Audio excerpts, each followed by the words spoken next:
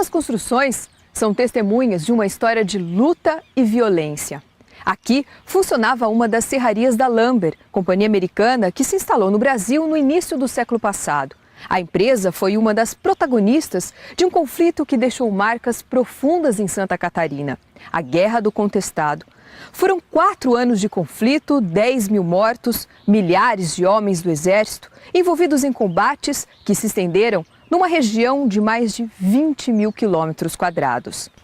A guerra envolveu caboclos, pequenos fazendeiros, poceiros, interesses econômicos, disputas de poder, religiosidade. José Maria não era tanto um penitente, mas era mais um curandeiro profissional mesmo. Conhecia ervas e uma série de práticas de cura. José Maria vai, em agosto de 1912, para a comunidade de Itaquaruçu, no interior de Curitibanos, numa festa local, a festa de Bom Jesus. Ele é convidado pelos festeiros para aparecer na festa. A festa durava 4 dias, mas depois de passados os 4 dias, a festa não se desmobilizou, ela só foi aumentando o povoado de Itaquaruçu, porque aumentava o número de pessoas a procurar as curas de José Maria. A festa causou desconfiança no prefeito de Curitibanos, em Santa Catarina. Ele achava que José Maria era aliado dos opositores e mandou a polícia para Taquaruçu. E José Maria decide dispersar o povoado e migrar em direção ao oeste. Indo em direção ao oeste, ele atravessa o Rio do Peixe e entra nos Campos de Palmas, que era o território administrado pelos paranaenses. Quando isso acontece, a imprensa de Curitiba começa a dizer que o governo de Santa Catarina estava enxotando fanáticos para a região contestada, para criar confusão nessa região. Chegando no território do Irani, a Força Policial do Paraná resolve fazer uma expedição preventiva antes que chegasse a tropa do Exército, e o comandante da própria polícia, o coronel João Gualberto, comanda uma unidade fortemente armada, até levaram uma metralhadora de tripé, um armamento muito sofisticado para esse combate, e procura destruir esse povoado que estava em torno de José Maria, no Irani. Aí vai se ter, nesse período, 22 de outubro de 1912, o primeiro combate, que é o combate chamado Combate do Irani. Para o governo, passado o combate do Irani, as pessoas não achavam que estava resolvido o problema do contestado, não haveria mais nenhum outro conflito. Passa um ano, até passa um pouco mais de um ano, e na comunidade de Itaquaruçu, uma menina de 11 anos, neta de um festeiro do ano anterior que tinha convidado José Maria, a menina chamada Teodora, ela começa a relatar que tinha sonhos com José Maria. E nesses sonhos, José Maria ordenava a todos os seus seguidores que voltassem a se reunir em Itaquaruçu. Então, esse segundo Taquaruçu, esse vai ser bem diferente do primeiro. O primeiro era uma festa em torno de um curandeiro. Esse segundo Taquaruçu, a partir de dezembro de 1913, vai ser uma concentração das pessoas que sabem que estão desafiando o governo de Santa Catarina. Claramente ali já é o início do projeto Caboclo, uma invenção deles. Quem tinha milho ou riquezas levava para o reduto. Quem não tinha ia também comer, ia se alimentar, porque iam viver todos em comum dentro dessa cidade santa.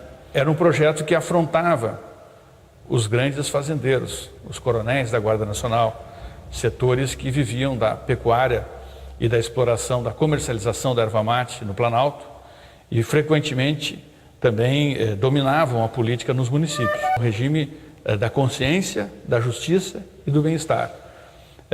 Um regime onde todos poderiam contribuir para todos. Seria uma espécie de uma irmandade sertaneja, uma irmandade cabocla. Eles destruíram todas as vilas, mataram mulheres, mataram crianças. Foi um morticínio de muito impacto para os sertanejos, inclusive. Ao mesmo tempo que se tinha um combate, também se tinha... crescia a fé dos sertanejos nos monges e crescia o número de pessoas que aderiam voluntariamente ao movimento. para lutar junto dos sertanejos, uma luta que para eles era uma luta por um mundo novo. Boa parte da crise econômica e social que dá origem à guerra tem relação com a companhia estrangeira que construiu a estrada de ferro São Paulo-Rio Grande do Sul e explorou a madeira da região do contestado. A concessão para a construção da estrada de ferro que ligaria Itararé, em São Paulo, até Santa Maria, no Rio Grande do Sul, foi dada ainda na época do Império, um ano antes da proclamação da República. Os primeiros trechos foram construídos em São Paulo e no Rio Grande do Sul. A ligação entre eles, nas terras contestadas do Paraná e de Santa Catarina, foi concedida a uma companhia americana, de propriedade de Percival Farquhar, detentor de diversas outras concessões de serviços públicos, de transporte, iluminação e mineração no país.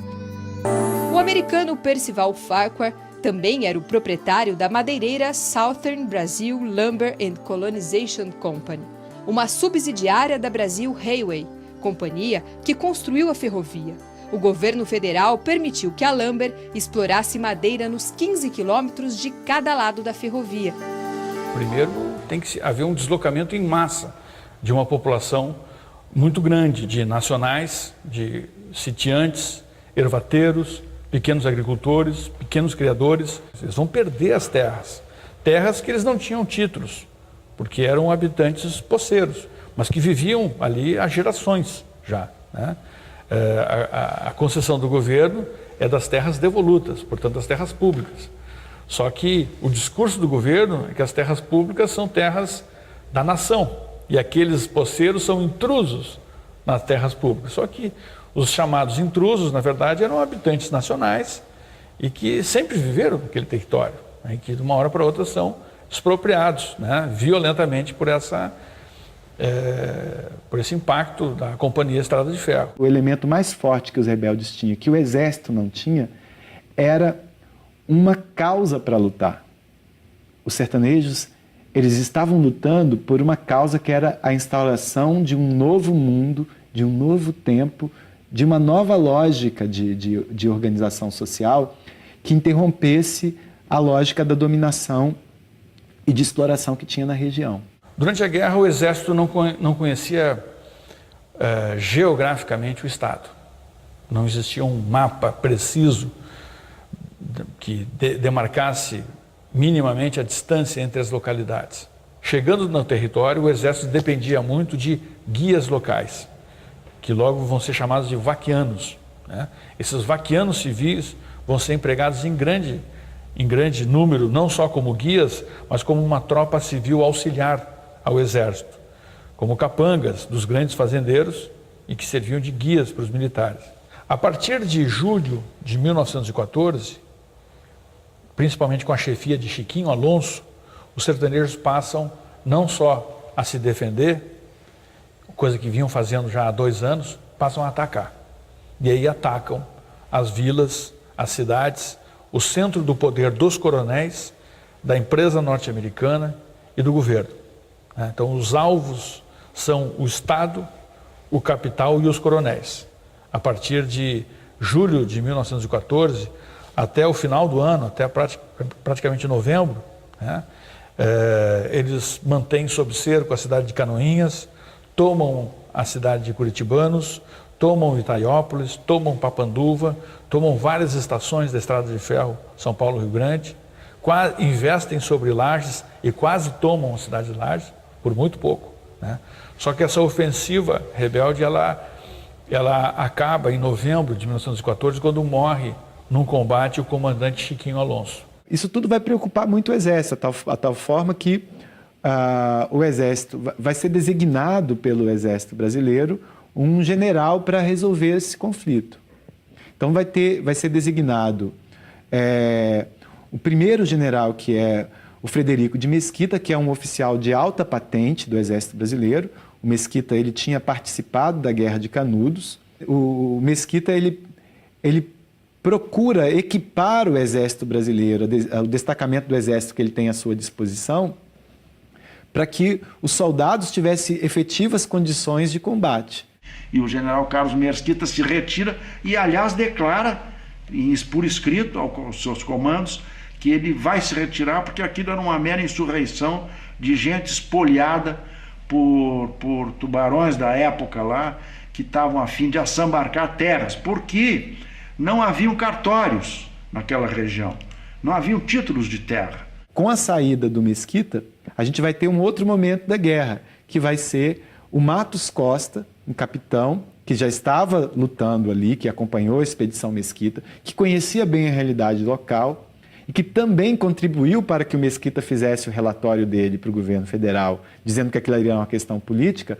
O Matos Costa vai assumir o comando da expedição militar. Matos Costa, ele chegou na região em 1914 e viu que aquilo ali era uma espoliação, era como um crime que se cometia contra uma população miserável.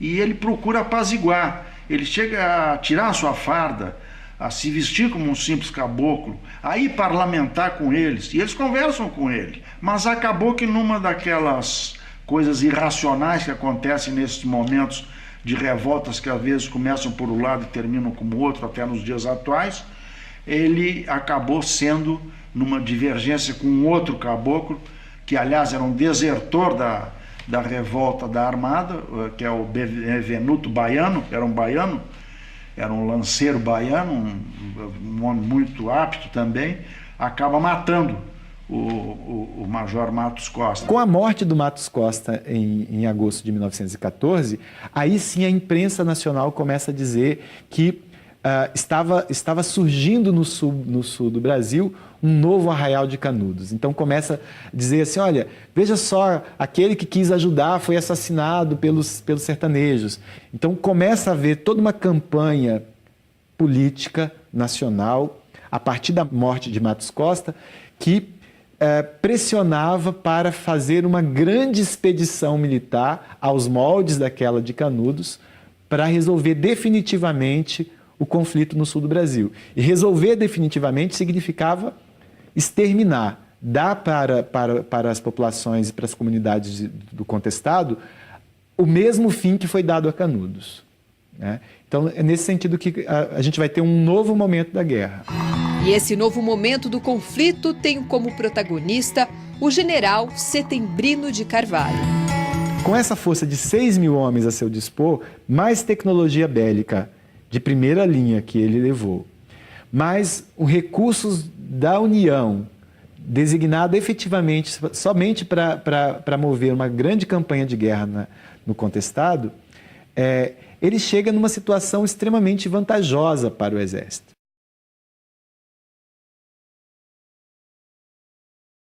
São 4 colunas que vão espremendo o território de mais de 20 mil quilômetros quadrados, espremendo e impedindo que entrasse comida, né, e que qualquer pessoa saísse ou entrasse sem ser identificada. Surge uma figura chamada Flagelo de Deus, que se intitulava santo, que é a Deodato Manuel Ramos, que era um caboclo, mulato, alto, espadaúdo, forte, tropeiro antigo, que resolve colocar todos os rebeldes num lugar só, que era o lugar chamado Vale do Rio Santa Maria. O cerco a Santa Maria acontece praticamente de fevereiro até abril de 1915. Foi um episódio extremamente violento, a destruição de Santa Maria.